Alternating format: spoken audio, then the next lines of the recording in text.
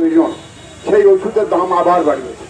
এর আগে ছিল কি, গ্যাসের দাম বাড়িয়েছিল, পেট্রোল ডিজেলের দাম বাড়িয়েছিল, নিত্য নৈমিত্য যেগুলো আমাদের জিনিস ছিল সেগুলো দাম বাড়িয়েছিল, মানুষের জীবন নিয়ে বাঁচার তাগিদা হয়েছিল, দুর্বিষহ হয়ে গিয়েছিল।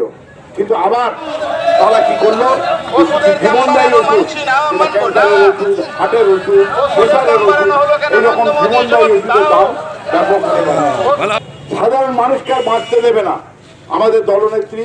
তাই এর বিরুদ্ধে গর্জে উঠেছে যে পশ্চিমবাংলার প্রত্যেকটা জায়গায় এর বিরুদ্ধে গণ আন্দোলন করে তুলতে হবে।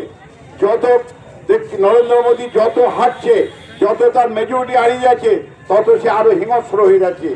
আগামী 2026-এ নির্বাচন আছে। এই নির্বাচনের আগে পশ্চিমবাংলাকে ওরা কিভাবে ক্ষতি করব, কিভাবে উন্নয়নে ব্যাঘাত ঘটাবো তার একটা ব্যবস্থা করছে। আপনি দেখেছেন যে আমাদের মুখ্যমন্ত্রী যেখানে স্বাস্থ্যসাথী কার্ড দিয়েছেন এবং প্রত্যেকটা ফ্যামিলি 5 লক্ষ টাকা পর্যন্ত ছাড় পাবে, কিন্তু আজ ওষুধের দাম এমন হয়ে গেছে সাধারণ মানুষের বাঁচা দায়, জীবনের দায় কিন্তু একটা বিরাট সমস্যা হয়ে পড়েছে। তাই আমাদেরকে সবাইকে একসঙ্গে আন্দোলন করতে হবে। 2026-এ আমরা তো ক্ষমতায় আসবো, কারোর ক্ষমতা নাই আটকাবার।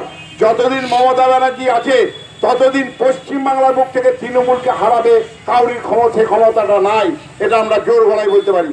কিন্তু আমাদেরকে আজ থেকে এই বিজেপি সরকারের বিরুদ্ধে গণ আন্দোলন করে তুলতে হবে এবং সাধারণ মানুষকে বোঝাতে হবে এই বিজেপি সরকার কতটা আমাদের ক্ষতি করছে।